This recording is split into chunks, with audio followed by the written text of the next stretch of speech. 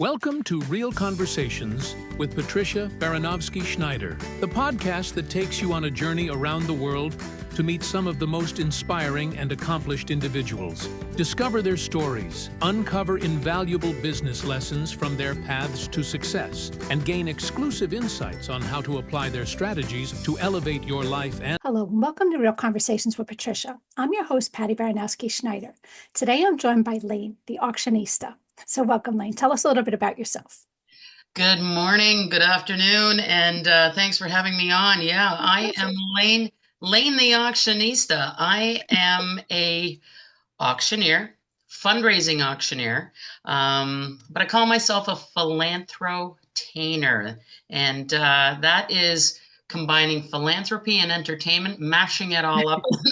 That's what I do. And I help raise lots and lots of money for charities. I'm also a keynote speaker and also train on DEIB, diversity, equity, inclusion, and belonging. So I got a few little things that I do. Few hats, huh? A few hats, yes.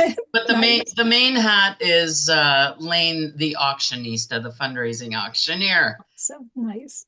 So reinventing the role of an auctioneer, you've revolutionized the auctioneering industry and built a widely successful company in a male-dominated space. So what inspired you to take that leap, and what were some of the biggest challenges you faced in breaking those barriers? Well, that's a lot of questions all in one, but let me start by saying I fell into this career completely by accident. Oh, okay. I had no idea what an auctioneer was. I had never been to a charity gala. I had no idea this was even a career. I was a financial advisor at the time. Wow. And I found myself going through the doors of a charity gala. Okay. For the very first time in my life. And I was in my late 40s at the time. And I didn't know what to expect. I had no clue. I was there to support a friend. This was a charity dinner gala auction for a women's shelter. And I just walked in not knowing what to expect. I saw these things stacked up on tables and with papers. And now I know that's a silent auction, but I literally knew nothing. And we sat down, we had our dinner, and then he approached the podium, the auctioneer. And of course, at that time, I did not know that he was a livestock auctioneer. All I know is that what was happening from that stage was jarring. It was actually feeling really uncomfortable. He was very, I'm going to say forthright is not even the right word. He was pushy and screamy and uninspiring. And I'm thinking to myself, is this the best this charity can do? Here's this auctioneer, slamming product through, and I'm feeling like I want to run out the door. Exactly. So I turned to my wife and I said, my God, I think I could do that. And she said, honey, you're a financial advisor. I'm not sure we even know what that is or if you could do that. Right. And I thought, you know what? I'm going to walk up to this guy. I found him at the back of the room, and I walked up to him and I said, how do I learn to do what you just did? Mm-hmm. And he looked at me and said these 8 words, which still I wake up thinking about them every day. Hey, little missy, this is a generational career. And those 8 words sparked a fire in my belly. And over the next 6 months, I became obsessed how to become an auctioneer. And 6 months later, I was driving from Toronto to Mason City, Iowa, to go to the Worldwide College of Auctioneering. And that is how the journey started. I knew nothing about what I was walking into. I had no idea what this was all going to mean for me. But 15 years later, I have an incredible business with a phenomenal team, and I've raised more than $50 million for charity and probably done over 1,500 events. Wow, that's amazing. And I love when somebody tells you, yeah, you can't do it. Well, now I'm going to do it 10 times better than you ever said. I love that. Now, I guess from finance to fundraising to speaking, your career trajectory has been anything but traditional. So what key lessons did you take from your time as a financial advisor and director of development that shaped your approach to entrepreneurship?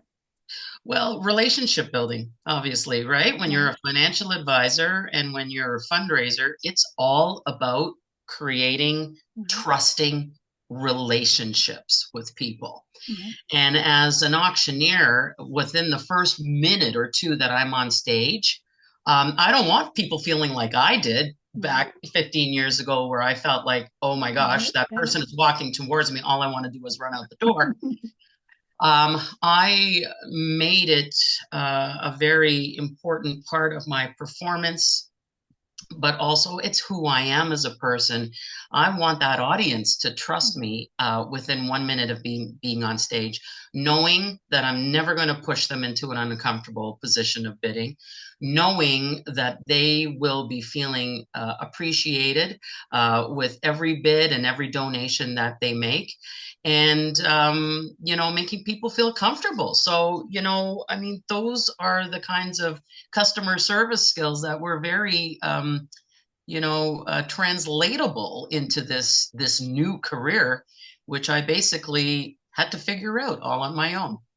I don't know much about auctions, but anything I have seen on it does seem very pushy because you're like, spotlights on you and they're just talking so fast and like, come on, come on, and you're like, next, it seems intimidating. Well, it can be like that. It can be like that. And there are many strains of auctioneering. But as a fundraising charity auctioneer, our goal is to inspire people and to really connect folks in that room to the cause. When you're a livestock auctioneer, your prime directive is to move product through. Mm. So I would never survive in a cattle ring selling cows. I don't know how to do that. I would be like, now look, everybody, look at the cute ears Yeah. on this cow. Don't you feel inspired to buy Yeah. this little Bessie? Um, and I would not be able to do and function like they do. So everybody kind of stays in their own lane of specialty. And Mm. I'm a big believer of, if you're going to cross over, you better know what the heck you're doing when it comes to auctioneering in those different various areas, right? 100%. Now, the art of high energy storytelling. So, your work as an auctioneer blends entertainment, strategy, and philanthropy. So, how do you harness energy, humor, and storytelling to drive engagement and generosity in your fundraising events? Well, I would say that I base that on my own life experience. I know that, when we as humans go to a vulnerable place, open up, and we share, it affects people. And you can think about yourself in social situations with your friends or your family when you're sharing something, or perhaps when you're speaking to an employer, when you're really honest and say, I'm struggling, I'm not coping well, I need some time off and I need to heal. People respond to that. And so the magic of storytelling is going to that place, that human, raw place where you're vulnerable and you tell the story about, this was my situation. I was struggling. I was homeless, or I was in a violent relationship. And, when I found Charity X, they helped me. And look at me now. It's these stories of resilience. And people who are donors at these events, they want to see their investment into these charities have impact. And so building these, compelling and powerful and emotional stories takes our human spirit to the place of empathy, to the place of kindness, to the place of giving. You're never going to get that with somebody trying to ram a TV set down your throat like that auctioneer. It's not going to happen. When people want to understand the impact of their dollars. So storytelling is such an important piece in Right. the work that we do. I think it's, I mean, and you come with a marketing background. That's the one thing I love about it, is just telling that story in a unique way that, gets somebody's attention. I get it. Yeah. Yeah. So now, I guess basically navigating the business world. What unique challenges and opportunities have you encountered in your journey as a non-binary entrepreneur? And what changes do you hope to see in business cultures to make it more inclusive? Well, as a non-binary entrepreneur, it's not just being an entrepreneur, it's being a performer, a public figure. There is always that level of discrimination, right? And it has been a difficult road. As successful as I have been on stage and and raised all this money and have met thousands and thousands of wonderful people along the way, I'm still a human being. I'm still a human being who has, feelings and emotions. And, there are many folks out there that don't understand the impact of their words and what I call the stop, drop, and roll. Stop before you speak, and think about the impact of your words. Words can empower us. They can lift us up. Layne, you're amazing. You've done phenomenal work. You're a valued partner. We can't imagine doing this event without you. Words can empower us and help us, realize our full potential. But words can hurt us very, very deeply as well and take us down a really dark into a dark place. And that has been my experience. I've had both experiences of, adoration and also questioning, being misgendered. In the middle of a performance, I was asked by a bidder, "Are you a man or a woman?" And their priorities. Well, what that does to a person like me who's performing publicly, you have to absorb that in that moment. You can't break down and start crying. The show must go on. But there is impact to those moments. So, for me as, a business person, I am always striving to mentor and encourage through my keynotes or just my presence anywhere that I am, justice for all, kindness, empathy, and respect for everyone. You may not agree culturally or religiously about, gender identities, but we can all be respectful of each other as human beings. And that is the bottom line. We are all deserving of respect. And that is not that difficult to do. Just because we are different, just because there are differences in our skin color or who we're married to or how we dress, this does not impact, who we are as people and the fact that we all deserve to thrive and reach our full potential. Oh, well said. I always use the expression, we could agree to disagree. And I know people who hate that when I say that, but I'm like, I hate when people are trying to force me into their beliefs. We can agree to disagree. That's fine. I don't hate you for your opinion. Don't hate me for mine. And that's just how life should be. But fortunately, we live in a crazy world.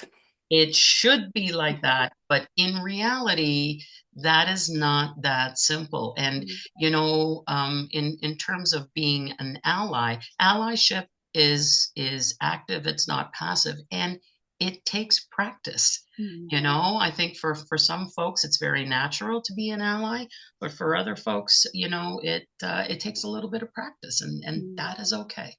It's like a slow change, like even, racism and all that. Some things were embedded in people for centuries and decades and how the parents were and how they pass it on to their, and I see I just see how little by little the next generation might make a slight change and the next generation eventually we'll get there. It's just a slow process, but fingers crossed. That's right. Well, we have to, and it's more than just fingers crossed. I think we have to keep moving forward. We have to keep, being active around, what matters to us and keep those voices alive, and keep swinging that pendulum, And tell us, one of your key messages is the importance of living authentically. So can you share a pivotal moment in your life where you fully embraced your identity and how that impacted both your personal and professional life? Uh, well, I think that the moment that I would say that that's got to be around my gender expression and how I choose to present myself out in the world. Um, I think once I started, it sounds very simple, but it was a process to get there. I, kind of fell into that trap of, well, I should dress like this on stage or I should dress like this, but it was not feeling comfortable for me. Once I realized that, I wanted to wear certain kinds of clothes, I wanted to have certain kinds of shoes, I wanted my hair a certain way. Um, once I went down that road of really being honest with myself and say, why am I shopping in the women's department of X store when everything I look at, I don't want to even put on my back? Mm. Why is this such a big deal that, going to the men's department, I might find the perfect shirt for myself?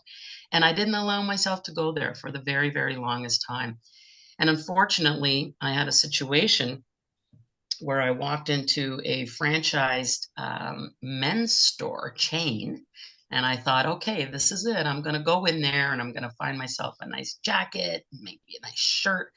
And I walked in, and the staff that were standing in behind the bullpen, behind the cash register, they just stared me up and down. They didn't approach me. They didn't come to ask me if I needed assistance. And when they did come and ask me if I needed anything, they said, "Are you shopping for your father or your brother?" And I immediately turned out and I walked away. And that was a very traumatizing experience for me because I felt like I wasn't welcome there. I felt like I wasn't seen. I felt like a plethora of emotions.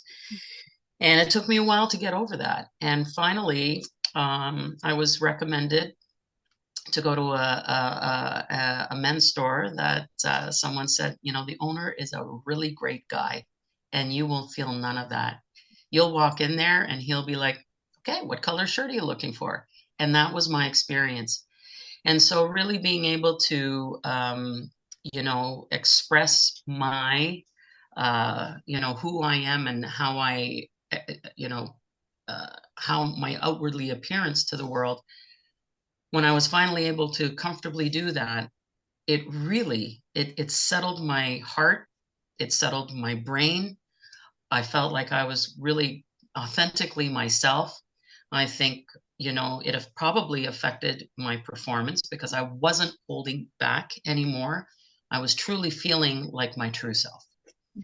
So I think that that has a ripple effect, not just in business, not just in business relationships, but in every aspect of our lives. It's our personal relationships. It's our, how we feel about ourselves is going to be, outwardly expressed with our interactions with every human being that we come across.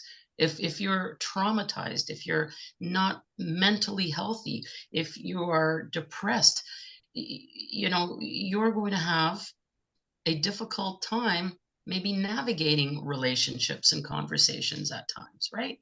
Yeah, So 100%. yeah, so I think that was a pivot point in my life. Nice. Now, you've helped organizations raise over 45 million in charitable causes. So what do you believe is the secret to inspiring generosity, and what trends do you see in fundraising today? Well, what is the key? Oh my God, this is a massive question. Um, Obviously, from an event perspective, if you're having a gala, you want to make sure that those guests understand exactly why they're there. That means priming them in advance, ensuring that the narrative at the event is around the purpose of the event. It's not about having a dance party and a DJ and a great chicken dinner. We are here because tonight is a critical evening for this particular charity where we're going to raise, significant funds so that they can help those that they support. So, it's around that piece. It's also on the charity, how they steward those donors post-event. It's like I said, fundraising is relationship building. So storytelling, obviously, that's another big piece. If you don't include your why moment, your impact moment at an event, you're completely missing the mark. And I think that, a lot of charities don't know how to ask. They have this beautiful gala and they kind of take that Canadian polite approach. We're like, you know what, we'd like you to give some money, but you don't have to if you don't want to. There's a piece of paper on the table if you want to give some money, but don't feel obliged that you have to, right? It's okay to ask. In fact, it's healthy to ask. And in fact, these donors that are attending all these events expect to be asked, because if you don't ask them, they're going to walk out of the event that night and say to themselves, gee, they didn't ask us for any money. I guess they don't need any. So when we go to the hospital gala tomorrow night, I guess the money that we had earmarked tonight, we'll just give to the hospital gala.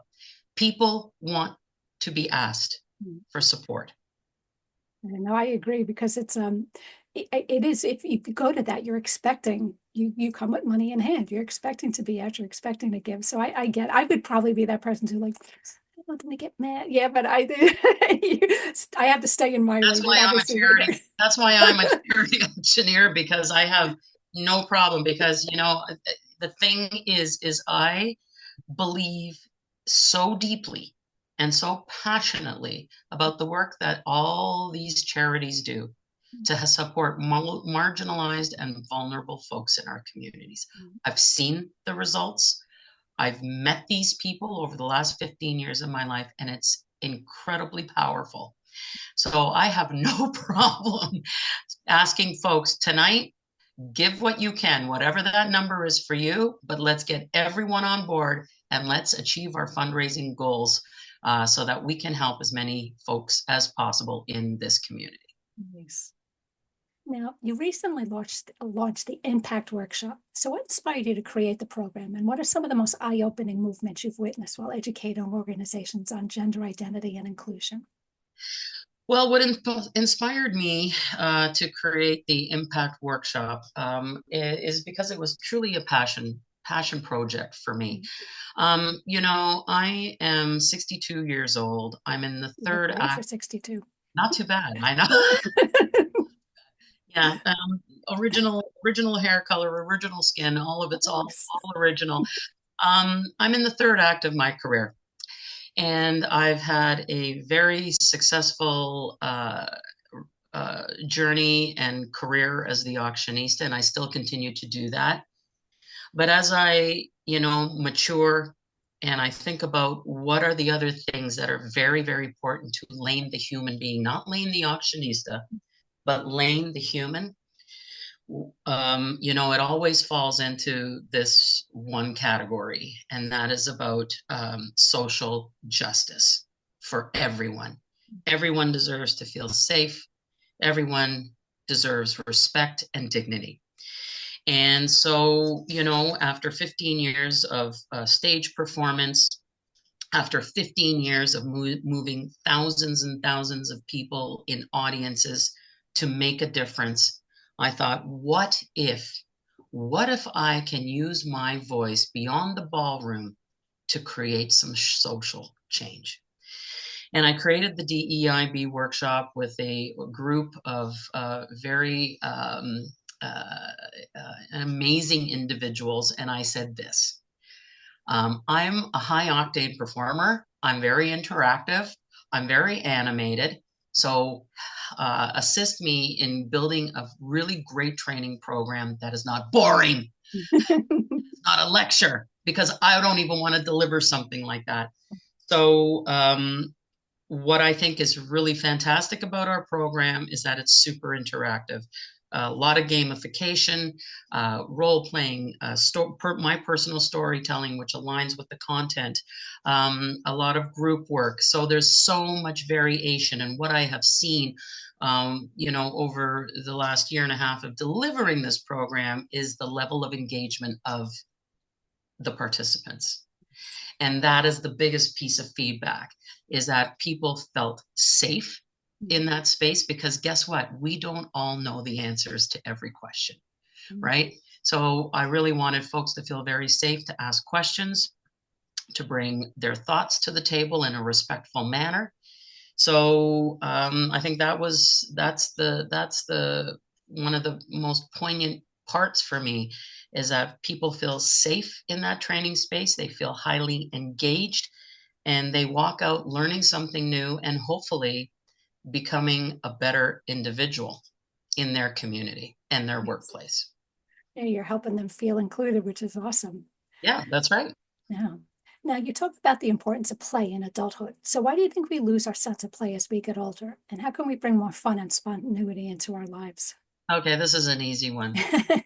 There's something that so many people are doing, and it's so wrong. And that word is adulting. Adulting has dragged us down and made us forget what it is to play. We are so concerned about getting the next oil change and balancing our bank statements and taking the kids all over the map for soccer and basketball. We're so consumed about making sure that we're, giving it our all at work, especially my generation, where that whole adage is like, you got to work hard to get ahead. We have forgotten that even as adults, it is as important socially, psychologically, emotionally, to include play as part of our well-being and our mental health. People, I'm sure you've heard people say this, oh, that's kids play. Oh, that's just for kids. Well, you know what? No, I say to myself, I want to wake up every morning with that sense of wonder. Why do we lose that? Do you remember being a 2-year-old in your crib, Patricia?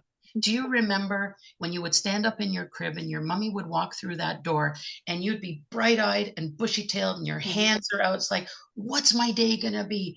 Oh my gosh, I'm so excited. Why do we lose that? So that's what I unravel and kind of dissect in my keynote around the power of play. I consider myself someone to be very connected to my inner child. I adore my inner child. And I'm very open in saying, like, I am a 62-year-old person, but I have the mind of a 4-year-old. I have made it my a value statement that if it's not fun, I am not doing it. I have fun every time I get on stage. I have fun every time I speak to an audience. I have fun meeting with my clients. I have fun doing strategy meetings. If it's not fun, I'm not going to do it. I like that motto. It works for me. Bottom line, if it's going to cause me grief and anguish and stress, I'd rather not do it. And I can make that decision as an entrepreneur, to really, decide what my highway is going to look like, right? Yeah, 100%. Now, you've carved out a unique, unconventional career path. So what advice would you give to someone who wants to pursue an unconventional career but's afraid to take a risk? Well, exactly. So a lot of people say, well, Layne, you want to be an auctioneer. What's the worst thing that could happen? It might not work out. Yeah. I want people to flip their mindsets, not say that statement to themselves. I want people to say, what's the best thing that could happen? If I take that risk, if I step out of the norm, if I do something that nobody has ever done, what's the best thing that could possibly happen? Because that completely flips your mindset. Look, when I got into this business and I came back from auction school, I had a side hustle mindset. I never had planned to have a full-time, massive career with a team. I did not have that in my plan. I was too scared. I didn't know what this was. There was nobody mentoring me. There was nobody in Canada doing what I wanted to do. I had to figure it all out on my own. But I'll tell you something. If I had come back from auction school saying I had big vision, I had big plans, I wish I had done that. I wish I had taken that big, bold step, but I was going into, pardon the no man's land, except they were all men, right? So that's what I would recommend to people. It's like, just ask yourself, what's the best thing that could happen? I like it. It's kind of like setting the stage, because if you're going to be a negative Nancy, you're not going to. That's right. Yeah. As soon as you think about the worst things that are going to happen, then you're going to talk yourself right out of it. Yeah. Now, anything else you want to add that we didn't already talk about? No, I don't know. Not really. I mean, we've talked about a lot of things. I mean, entrepreneurship, it's I kind of think of it, it's the best, sometimes most challenging thing you can do. It is a lifestyle. It's not a job. It's not a job. Being an entrepreneur is a lifestyle. And I like that kind of a lifestyle. I'm not a 9-to-5 person. I've never loved that. I don't like mornings. And so, I've created this job inside this lifestyle that suits me perfectly. So, I think at times, we have to also recall and remember that as we go through life, we are going to change. We are going to grow. Our interests change. I'm going to tell you, at 18, my interests for a career were completely different than they were at 35 and at 55. And sometimes I think people just, they get stuck and they don't think that there's another option, but there are always options. There are always choices in life. Sometimes they're tough, and sometimes there will be naysayers. But if you really believe in your purpose and you do something in life that makes you feel good, that you're excited about, you will succeed. Said. It is true, because so many people get stuck in that rut of they're afraid to change. Maybe they have a family, maybe they have a house. I can't afford to not get this paycheck, but it coulda, shoulda, woulda isn't helping anybody. You just have to take the chance. That's right. And you know what? I have all those things. They might look a little bit different, but all of us humans have stuff. We have situations, we have circumstances. All of us do. But one thing I know for sure is there is a solution to everything.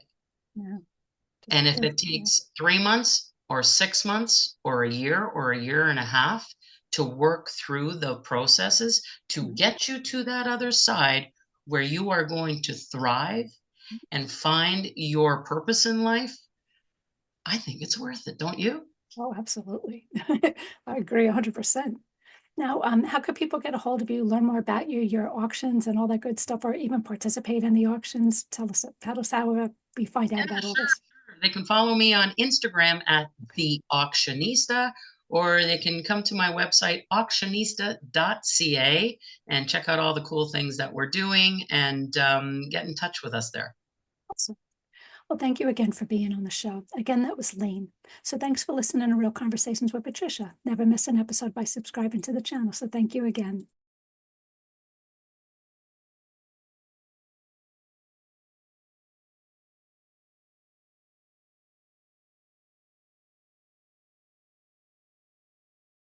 Thank you for listening to Real Conversations with Patricia, talking with some of the most brilliant minds on their journey to success and their recommended strategies. Please leave your feedback and visit pristineadvisors.com to get the latest and greatest business advisement on the planet. Feel free to let me know your thoughts, suggestions, and anything else you'd like me to cover. Together, we can make success happen for all.